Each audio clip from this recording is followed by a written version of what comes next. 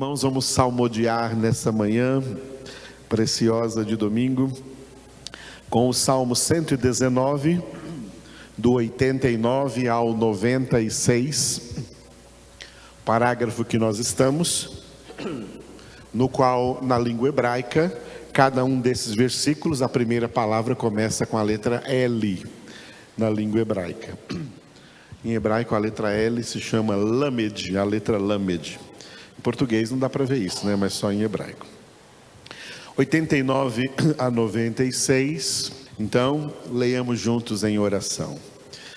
Para sempre, ó Senhor, está firmada a tua palavra no céu. A tua fidelidade estende-se de geração em geração. Fundaste a terra e ela permanece. Conforme os teus juízos, assim tudo se mantém até hoje, porque ao teu dispor estão todas as coisas. Não fosse a tua lei ter sido o meu prazer, já há muito já teria eu perecido na minha angústia. Nunca me esquecerei dos teus preceitos, visto que por eles me tens dado vida. Sou teu, salva-me, pois eu busco os teus preceitos. Os ímpios me espreitam para perder-me, mas eu atento para os teus testemunhos. Tenho visto que toda perfeição tem seu limite, mas o teu mandamento é ilimitado. O versículo de hoje, assim como também o da semana que vem, domingo que vem, pela graça do Senhor, domingo de ceia, no Salmo 119, a palavra de Deus será chamada de, repita depois de mim, preceitos. Aleluia. Muito bem, a lei do Senhor, a palavra do Senhor é chamada de preceitos, porque se trata de ordenanças previamente determinadas por Deus, por prescrições. Preceitos é a mesma coisa que prescrições. Preceitos já estavam pré-escritos na mente de Deus antes da fundação do mundo, quando Deus baixou o propósito de criar os seres humanos e, por causa dos seres humanos, criar todo o universo com todo o equilíbrio que Deus estabelece nesse universo para que os seres humanos possam viver nessa terra. Mas Deus não criou o homem para o homem viver do jeito que o próprio homem quiser, do jeito que o próprio homem escolher. Isso é o nome da iniquidade. Isso é a definição de pecado, e é por isso que o mundo inteiro jaz no maligno, porque os homens, enganados pelo pai da mentira, pensam que são autônomos, pensam que são senhores de si mesmos, pensam que eles é quem escrevem o que eles quiserem fazer, o que eles devem fazer. Pensam inutilmente que estão no controle de suas vidas e governando as suas vidas. Quem pensa que está no controle de sua vida, quem está dominando essa pessoa é o diabo. Por isso, esses dois versículos tremendos aqui da palavra de Deus, 1 João 5,19, onde João fala em nome de todos os eleitos de Deus, como um representante dos eleitos de Deus, o apóstolo João fala: sabemos que somos de Deus, mas o restante da humanidade toda, no mundo todo, jaz no maligno. Jaz no maligno significa estão debaixo do domínio de Satanás. E o que o domínio de Satanás faz com eles? Faz eles pensarem que são livres para fazer o que quiser, que são livres para ser o que quiser, que são donos de sua própria vida, que são eles quem governam sobre si mesmos. É isso que o domínio de Satanás faz com eles. O outro versículo é o Efésios capítulo 2, versículo 2, onde Paulo declara que todos os ímpios estão seguindo o curso deste mundo, segundo o príncipe da potestade do ar, do espírito que agora atua nos filhos da desobediência. Os filhos da desobediência são todos que estão em desobediência à palavra de Deus. São todos que estão em posição de rebeldia contra a palavra de Deus. Tem um espírito atuando neles, não é o Espírito Santo. O espírito que atua, que age neles, é o diabo. Porque eles pensam que estão livres dos preceitos de Deus. Eles pensam que estão livres da lei de Deus. Eles pensam que a única lei que eles devem seguir é a sua própria lei. É o seu próprio ego, é o seu próprio eu, é a sua própria vontade, os seus próprios pensamentos, que eles chamam de achologia. Eu acho e eu acho. Esse eu acho aí está levando a multidão da humanidade para o inferno. Deus escreveu a palavra para que nós não achemos nada, para que nós tenhamos certeza de tudo. A fé não é achar, a fé é certeza, convicção, porque ela vem pela palavra na qual Deus deixou tudo bem claro. O que Ele nos criou para fazer e o que Ele nos ordenou não fazer. São os seus preceitos, que já estavam lá. A lei do Senhor é eterna, já estava lá na mente do Senhor, toda essa lei, todos esses preceitos, antes da fundação do mundo, para que ao criar o homem, Ele pudesse dizer ao homem: eu te criei, não para você viver do jeito que você pensa que tem que viver, mas do jeito que eu mando você viver. E sabe por que eu posso mandar? Porque eu sou Deus. Ele tem essa autoridade que ninguém vai tirar jamais das suas mãos. Aleluia. Por isso a palavra de Deus se chama preceitos. A palavra de Deus foi revelada para ser cumprida. E neste mesmo salmo, olha, nós já chegamos longe aqui nesse salmo, mas quando nós passamos pelo versículo 4, lá no primeiro parágrafo, Salmo 119, versículo 4, o salmista orou assim: tu ordenaste os teus mandamentos para que os cumpramos assim mais ou menos. É isso aí? É isso que está escrito aí? Vocês estão vendo aí na Bíblia? Tu ordenaste os teus mandamentos para que nós cumpramos assim, pelo menos a metade deles. Se cumprir a metade já está bom. É isso que está escrito aí? Para que os cumpramos à risca. A palavra de Deus é para ser obedecida. A palavra de Deus foi revelada para ser obedecida, cumprida por nós. Cumprida por nós. Estamos estudando Lucas à noite, domingo à noite, Hoje não vai dar porque hoje é o boletim, mas estamos vendo o anjo Gabriel anunciando a Maria, e a resposta dela vai ser assim: eis aqui a serva do Senhor, cumpra-se em mim conforme a tua palavra. É assim que servos do Senhor, é assim que pessoas que vão morar no céu agem e reagem diante de Deus, de todos e de tudo, de acordo com a palavra de Deus. Não desobedecerei a palavra de Deus. Numa frase que eu gosto muito que José disse não pecarei contra o meu Deus. Aleluia. Muito bem, por isso a palavra de Deus é formada de, diga, preceitos. Do 89 ao 96, hoje nós estamos no 93, cujo título é, diga, Palavra da Vida.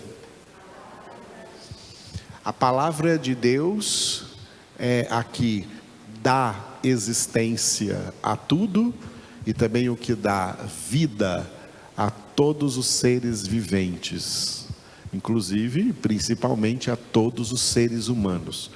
Os seres humanos vivem porque é a palavra de Deus que dá vida. Por isso que eu gosto da língua grega, que foi escrito o Novo Testamento, porque em grego tem duas palavras para vida, a palavra bios e a palavra zoe. Hoje em dia tem até muita gente dando nome de Zoe aí para meninas. Essas duas palavras traduzidas para o português é vida, só que cada uma delas tem um sentido diferente. Bios é a vida natural e Zoe é a vida sobrenatural. A vida natural é a vida que Deus dá a todos os seres viventes. Por isso bios vem de biologia, bios, estudo da vida, estudo das coisas vivas. Tanto os animais racionais quanto os animais irracionais têm bios, têm vida biológica, tem vida natural. Mas quando uma pessoa é convertida, essa pessoa passa a ter, continua tendo bios, mas passa a ter também zoe. Zoe, que é vida sobrenatural, vida espiritual, e é essa palavra zoe que o apóstolo João escreveu em João capítulo 10, versículo 10, quando Jesus disse: eu vim para que tenham vida e a tenham com abundância. Vamos parafrasear isso que Jesus disse em relação à palavra, porque Jesus é a palavra é Jesus. Jesus disse: eu sou a palavra de Deus, viva e eficaz, e eu vim para que todos tenham zoe, tenham vida espiritual, vida sobrenatural, com abundância. Aleluia. A razão pela qual Paulo escreveu em Romanos 5:20, onde abundou o pecado, superabundou a graça, porque esta superabundante graça promove zoe, promove vida espiritual para os que verdadeiramente pertencem a Deus. O selo do firme fundamento é este: Deus conhece os que lhe pertencem. Os que pertencem a Deus têm duas classes de vida: tem a vida bios e tem a vida zoe. Tem a vida natural e tem a vida sobrenatural de Cristo neles. Mesmo que vocês não disseram nenhum aleluia, isso é verdade. E quem não é de Deus só tem bios. Tu és pó e ao pó retornarás, e depois do pó não tem nada bom para você, se tem só bios.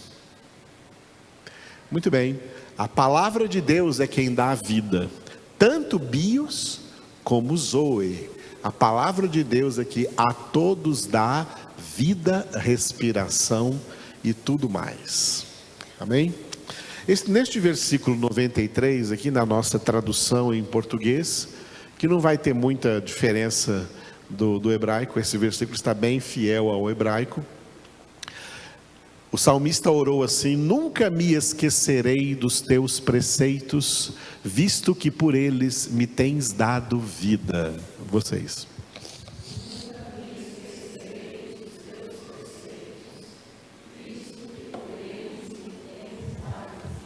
Aleluia.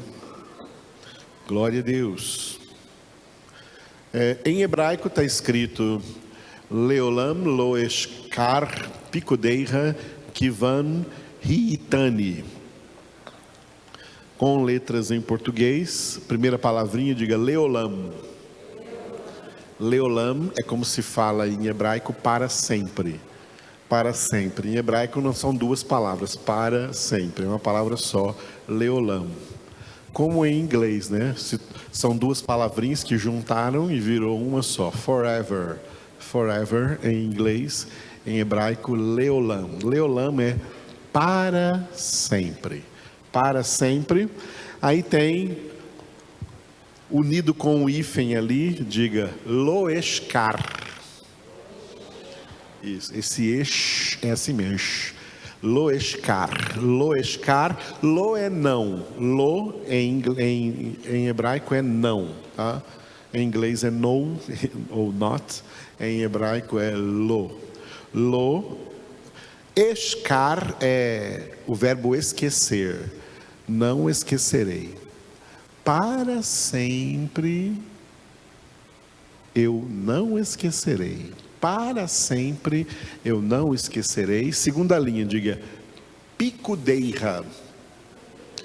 Picudeira é o que significa teus preceitos. Literalmente, teus preceitos. Para sempre eu não esquecerei os teus preceitos. Segunda linha tem um que, né? Que, diga que. Que é por quê? Porque junto. Porque por que eu nunca esquecerei dos teus preceitos? Aí tem van, diga van. Van é eles, tá? Eles, ou pode ser também neles. Eles ou neles. Porque eles, ou porque neles, né? E a última palavra, diga ri e tani. Ri e tani é tu me dás vida. Tu me dás vida. Então, para sempre não esquecerei os teus preceitos, porque neles tu me dás vida. Então eu coloquei aqui em português, como deveria estar em todas as Bíblias em português, não está muito diferente da nossa, né? Na nossa tem um nunca aqui, ao invés do para sempre, colocaram um nunca, nunca me esquecerei. Para sempre não esquecerei os teus preceitos, porque neles tu me dás vida. Leiam vocês bem forte.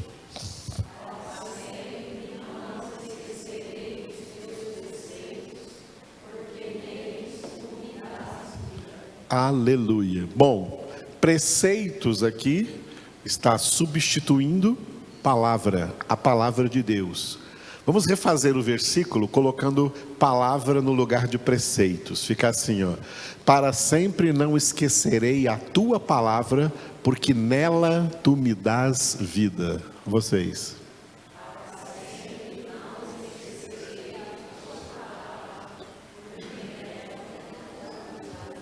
Aleluia.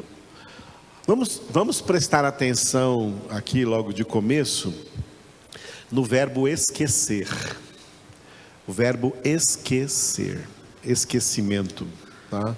Esquecimento.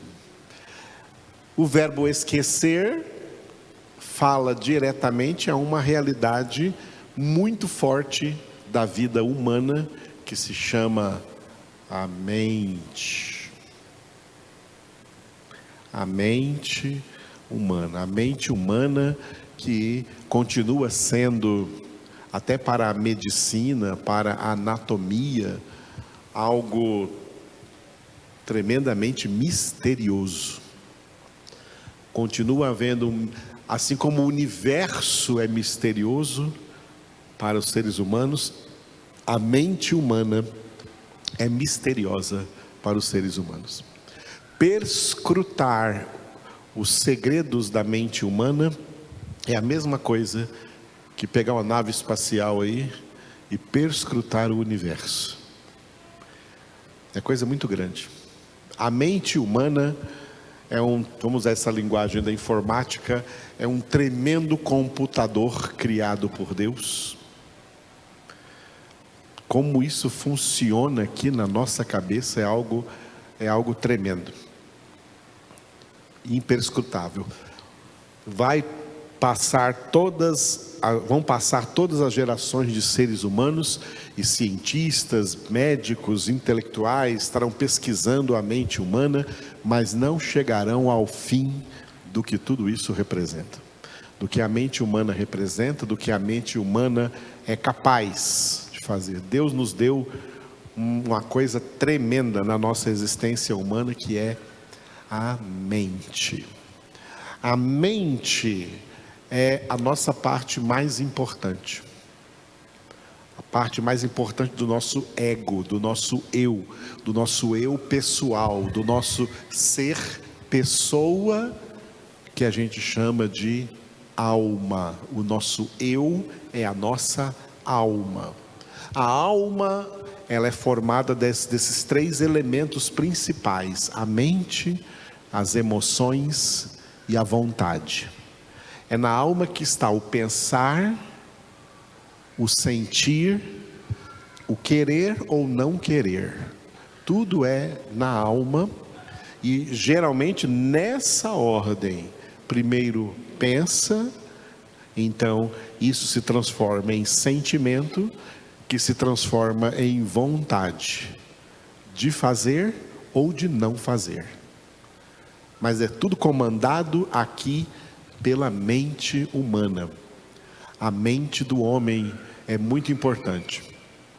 Por isso, Deus quis que a nossa mente fosse o instrumento, o receptáculo principal na obra até da nossa salvação.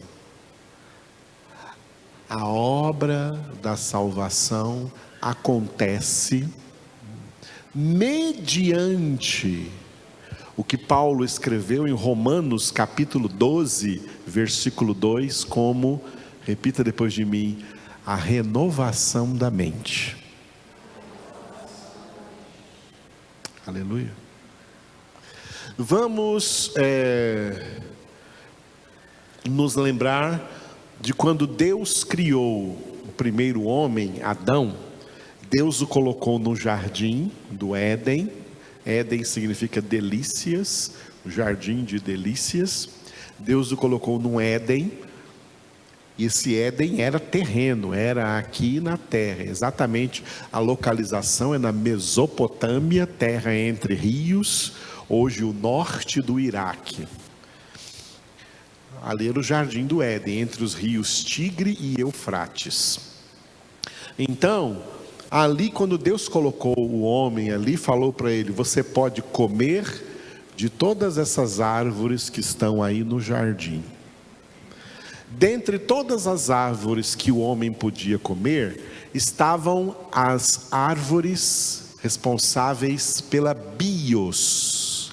As árvores responsáveis pela bios, pela vida natural do homem, que era então a macieira, a laranjeira, a mangueira, o limoeiro, todas as árvores frutíferas que o homem podia comer de todas elas indiscriminadamente. Para quê? Para ter saúde física, vida bios, vida biológica. E dentre as árvores que o homem também poderia e deveria comer, Deus colocou uma árvore representando a vida Zoe, que era exatamente a árvore da vida. A árvore da vida lá no jardim do Éden era Jesus lá no jardim do Éden. Jesus estava lá no jardim do Éden, representado pela árvore da vida. A árvore da vida, Jesus, é a palavra de Deus, os pensamentos de Deus, pensamentos que Deus fala agora a todos os pecadores, a toda a humanidade. Em Isaías 55, 8 e 9, meus pensamentos não são os vossos, diz o Senhor, nem os meus caminhos os vossos caminhos. Tanto quanto os céus são mais altos do que a terra, assim são os meus caminhos mais altos do que os vossos caminhos, e os meus pensamentos mais altos do que os vossos pensamentos. Por causa do pecado, os pensamentos do homem se tornaram diametralmente opostos aos pensamentos de Deus. O que o homem acha ou pensa é lixo, não vale nada, porque não é o que Deus pensa. Os homens pensam exatamente como Satanás pensa. Quando Jesus repreendeu Satanás, ao repreender Pedro, tentando impedi-lo de ir para a morte, para o seu sacrifício necessário e proposital de Deus para a nossa salvação, Jesus olhou para Pedro e repreendeu Satanás.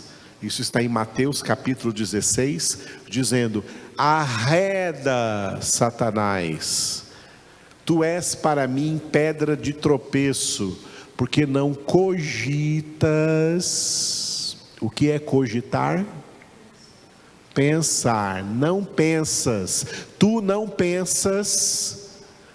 cogitas das coisas de Deus, mas das coisas dos homens.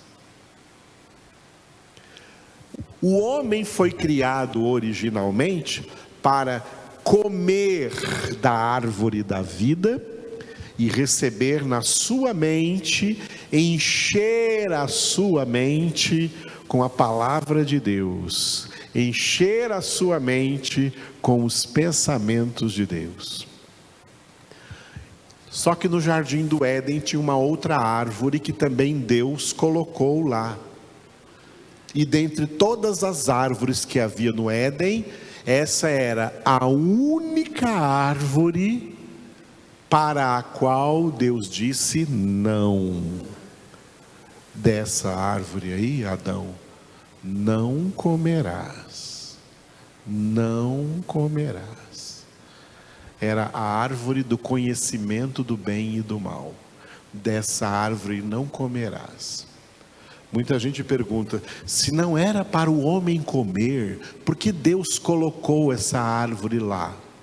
Deus colocou essa árvore no jardim do Éden como um fator de prova. O homem foi criado para se aperfeiçoar. O homem não foi criado para ser do mesmo jeito o tempo todo. O homem foi criado para se aperfeiçoar e chegar a ser perfeito como vosso Pai Celestial é perfeito. O homem foi criado para se aperfeiçoar. O homem, Adão, criado, ele não tinha pecado, mas ainda não era perfeito. Precisava se aperfeiçoar. Como? Aprendendo tudo o que Deus tinha para revelar a ele na sua palavra, nos seus pensamentos. O Adão recém-criado era um computador, a sua mente era um computador, um HD vazio de conhecimento, e Deus ia colocar ali dentro dessa mente, Deus ia colocar dentro desse HD aqui a sua palavra. Pode comer de todas as árvores, alimentando o seu corpo, e pode comer da árvore da vida, porque você vai estar se alimentando das minhas palavras, dos meus pensamentos. Agora, aquela árvore ali, você não vai comer dela, é a árvore do conhecimento do bem e do mal, e eu estou colocando ela aqui, porque se eu quero que você seja perfeito, eu tenho que dar provas para você. Ninguém se aperfeiçoa sem provas, irmãos.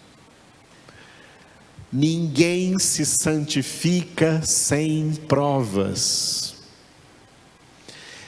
É necessário entrarmos no reino eterno de Deus passando por muitas provas. é vontade de Deus, é justo aos olhos de Deus, é bom aos olhos de Deus que nós passemos por provas.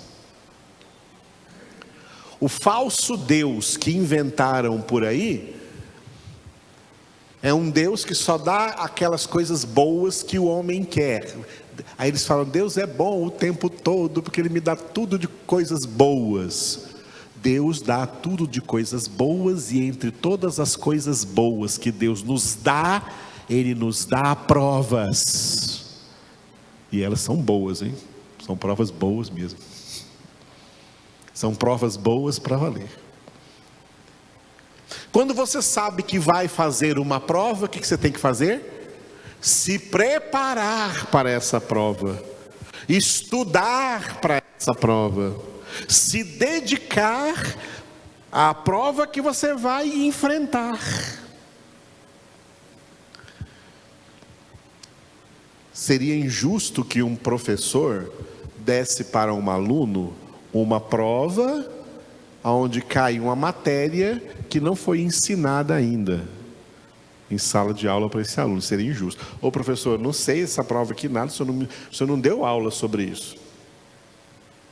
Oh, é mesmo. Então vamos cancelar a prova, primeiro vamos dar a aula e depois você vai ter a prova. Todas as aulas estão aqui, ó. Todas as aulas estão aqui.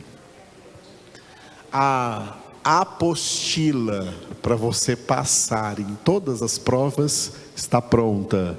Se chama Bíblia Sagrada, que Martinho Lutero chamou de sola escritura. Tudo o que precisamos, somente o que precisamos para passar em todas as provas está aqui na Escritura. Basta obedecer. Ao obedecer a palavra, passamos pela prova. Seja qual for a prova. Tem provas mais fáceis, tem provas mais difíceis, tem provas medianas. Seja qual for a prova, a forma de passar pela prova se chama obedecendo a palavra, obedecendo a aula que foi dada, obedecendo ao conteúdo que foi transmitido, você passa na prova. Foi por isso que Paulo falou para Timóteo, em 2 Timóteo 2,19, desculpe, 2,15, 19 é outro, 2,15, 2 Timóteo 2,15, olha, Timóteo procura apresentar-te diante de Deus aprovado, não reprovado, aprovado, como obreiro que não tem de que se envergonhar, que maneja bem a palavra da verdade. Você só maneja bem aquilo que conhece bem. Hoje, a multidão, a maioria de crentes, que tem um apelido injusto de evangélicos, porque o que não tem na vida deles é evangelho. O que não tem na vida dos crentes de hoje é conhecimento de Bíblia. São reprovados diante de Deus, não passam em nenhuma prova, porque só passa na prova quem tem conhecimento. Quem não recebeu a aula, quem não prestou atenção na aula, quem não aprendeu a aula, não passa na prova. Quem não estudou o conteúdo, não passa na prova. A maioria dos crentes de hoje são reprovados, incluindo pastores, são reprovados, não passam na prova.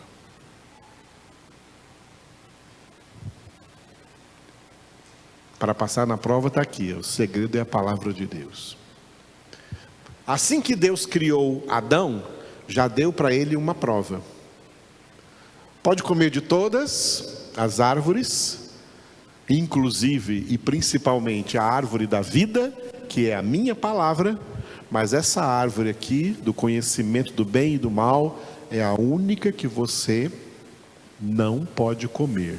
Eu estou te dando uma ordem, não coma dela. As ordens de Deus não são apenas para nós fazermos coisas. Deus também tem ordens para não fazermos um monte de coisas. E Deus deu uma ordem então negativa para Adão: não coma dessa árvore. Foi uma ordem que Deus deu. E ordem é para ser obedecida. Só se passa numa prova obedecendo.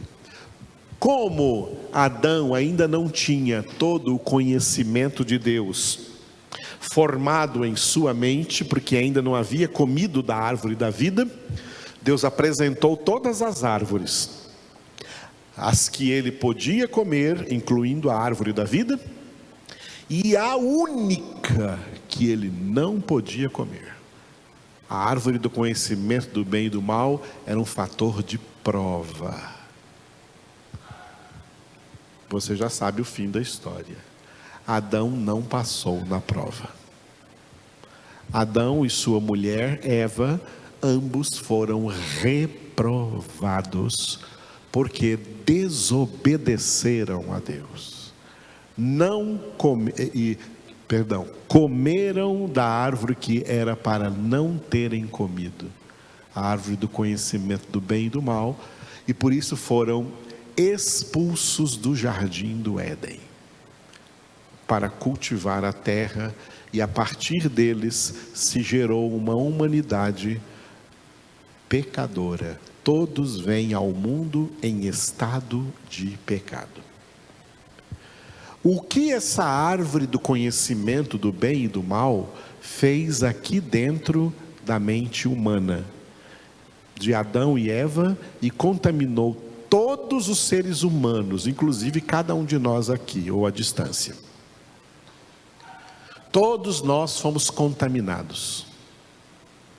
O que significa a árvore do conhecimento do bem e do mal? Não fica pensando que esse bem aí é uma coisa boa, e que esse mal aí que é uma coisa má, e que o homem pode escolher entre o que é bem e o que é mal. Não. A árvore do conhecimento do bem e do mal causou o seguinte efeito aqui dentro da mente do homem. O homem passou a pensar erroneamente, porque comeu a árvore errada. O homem passou a pensar que ele é quem escolhe o que é bem para ele e o que é mal para ele. Não é Deus na sua palavra, e nem ninguém que vai dizer o que é bem para mim. Eu que vou dizer o que é bem para mim, e eu é que vou dizer o que é mal para mim. Essa é a tragédia ocorrida na mente do homem, na mente humana, onde cada um pensa que é livre para escolher o que é bem para si.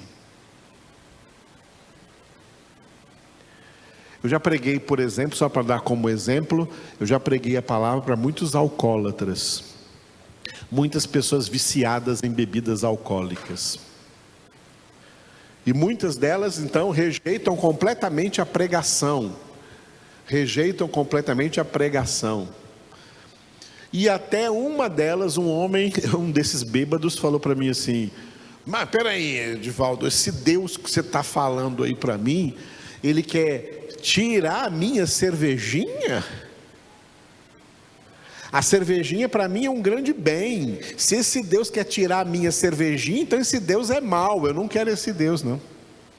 Olha o que ele disse. O bem que ele escolheu é a cerveja. E se Deus quer tirar dele esse bem, que ele acha que é bem, então para ele Deus é mau.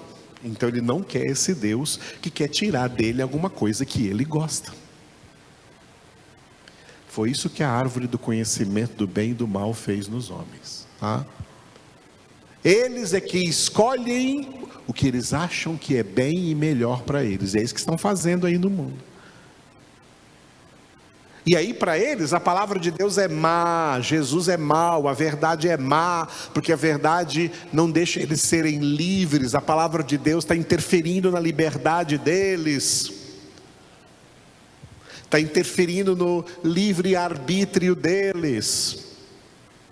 Não, eles não querem, eles rejeitam essa palavra, rejeitam Deus, rejeitam Jesus. Eles querem um Deus, eles pintam uma nova caricatura, uma falsa caricatura de Deus, uma falsa caricatura de Jesus, um Jesus conveniente, que não mexe nas escolhas pessoais deles, nos ídolos deles, nos vícios deles, nos prazeres deles, nas coisas que eles gostam, e ainda depois pensa que esse Deus vai dar para eles o céu de graça, porque Deus é bom. Mas eles não querem saber da palavra de Deus, nem de obedecer a Deus, a esse Deus que é bom. Então a humanidade desviada é assim, ela jaz no maligno, ela jaz no maligno. E todo o problema está aqui na mente delas. Quando Paulo fala em Romanos 12:2 da renovação da mente, o segredo de experimentarmos a santificação, que é a boa, perfeita e agradável vontade de Deus, sem a qual ninguém verá o Senhor, está na renovação da mente. O único instrumento que renova a nossa mente é a palavra. É a palavra de Deus. Por isso que Jesus orou por nós: Pai, santifica-os na verdade, a tua palavra é a verdade.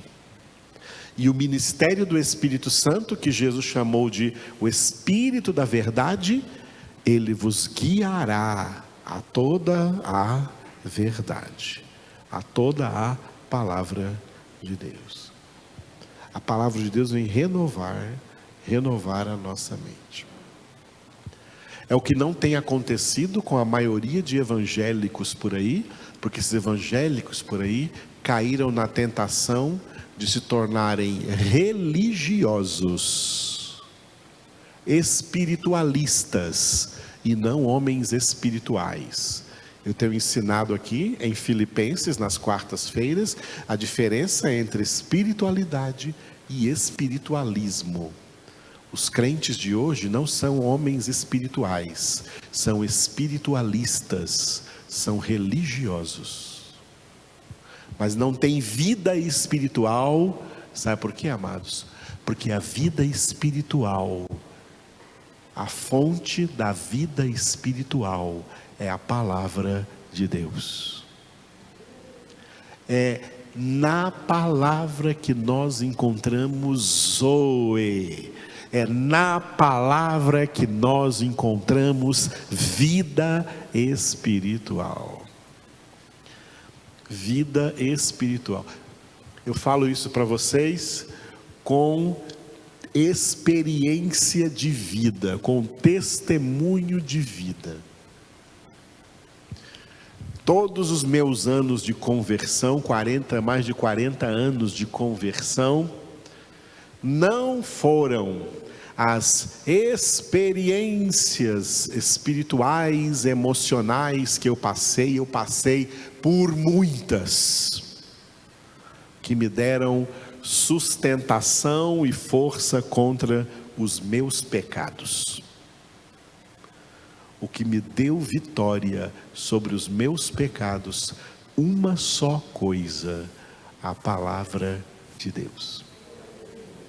Meditar nela de dia e de noite.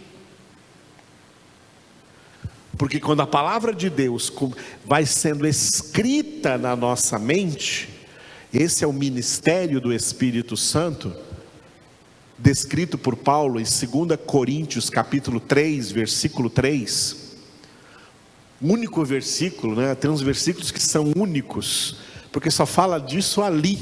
Só ali na Escritura está escrito que nós somos cartas vivas de Cristo, escritas não com tinta, mas pelo Espírito do Deus vivente, não em tábuas de pedra, mas em tábuas de carne, isto é, nos corações e carne, aí é alma, que é a sede da mente, portanto é escrito na mente.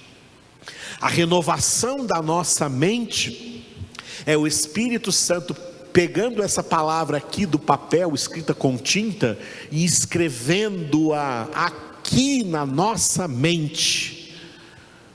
Isso é o que Paulo chamou 2 vezes na epístola aos Efésios de selo do Espírito, selados pelo Espírito, fostes selados pelo Espírito. E aí tem uma coisa tremenda. Quem tem a palavra de Deus escrita na sua mente, sofre com a passagem da idade, vai esquecendo de um monte de coisas. Vai esquecendo de um monte de coisas. Esquece até do que comeu ontem. Vai esquecendo de um monte de coisas. Mas não esquece a palavra. Não esquece a palavra. Quando a palavra de Deus é escrita pelo Espírito Santo aqui na mente, a gente não esquece nunca mais. Pergunta sobre outras coisas triviais da vida, a gente esquece tudo. Tudo que é da vida passageira a gente acaba esquecendo. Mas a palavra a gente não esquece. Porque a palavra se torna na nossa mente um selo indelével, inamovível, insubstituível, um selo que ninguém pode retirar. Ela fica gravada, fica gravada, fica gravada. Por isso a palavra de Deus é poderosa, como Paulo diz em 2 Coríntios 10, de 4 a 6, para destruir fortalezas, anular sofismas, derrubar toda a altivez que se levanta contra o conhecimento de Deus e levar todo pensamento cativo à obediência de Cristo Jesus. Esse é o milagre que a palavra de Deus faz. Os religiosos espiritualistas, sentimentalistas, emocionalistas, místicos, sincréticos, eles todos caíram na tentação de se desviarem da palavra de Deus, de abandonarem a palavra de Deus, de colocarem a palavra de Deus para escanteio, para se entregar a experiências emocionais, experiências místicas, procurando alguma experiência com Deus. A verdadeira experiência com Deus está no contato com a sarça ardente. Essa foi a experiência de Moisés. Está no nosso contato com a palavra de Deus, quando Deus nos vê nos aproximando da palavra, nos aproximando da sarça. Eu quero saber porque essa palavra é viva e eficaz, porque ela é como fogo que arde e nunca se consome. É de dentro da sarça, do meio da sarça, que Deus falou com Moisés. É de dentro da palavra que Ele fala conosco. Que Ele fala conosco. E quando Ele fala, essa palavra que Ele fala se torna inesquecível. Inesquecível. Inesquecível. Para sempre não esquecerei os teus preceitos, para sempre não esquecerei a tua palavra.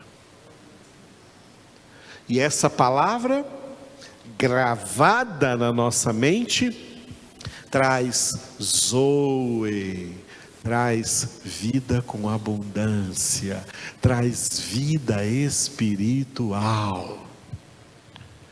Não é uma experiência de um momento. Os espiritualistas ficam aí atrás de uma experiência de um momento, e naquele afã sentimental, emocional, eles até pulam, dão cambalhotas, eu estou cheio do Espírito, mas no dia seguinte está tudo murcho, está tudo vazio. Está tudo de ressaca espiritual. Está tudo sofrendo abstinência. Precisa de uma nova droga. De uma nova dose. Quem tem espiritualidade encontra vida espiritual na palavra de Deus para todos os dias, para todas as horas, para todas as situações, para todas as circunstâncias. Venha o que vier, aconteça o que acontecer, eu estou bem. Lembrei de um cântico antigo que cantava que no Brasil, ao traduzir para o português, eles desviaram, né? Desviaram a letra quando traduziram para o português, que colocaram em português a palavra feliz, né? Sou feliz com Jesus, sou feliz com Jesus, meu Senhor. O autor não escreveu essa palavra feliz, não. Ele escreveu assim: eu estou muito bem com Jesus. Eu estou muito bem com Jesus. Ele não colocou I'm very happy with Jesus, não. Eu estou muito bem. I'm very well with Jesus. Eu estou muito bem com Jesus. Meu Senhor, Jesus me basta. Jesus é o verbo de Deus. Jesus é a palavra de Deus. Ele me basta. Glória a Deus.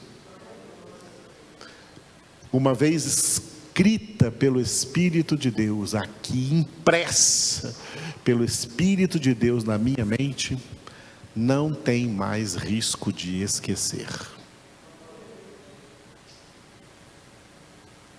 Podemos esquecer um monte de coisas dessa vida, e tem umas que nós até devemos esquecer, mas a palavra de Deus se torna inesquecível na nossa vida. Aleluia.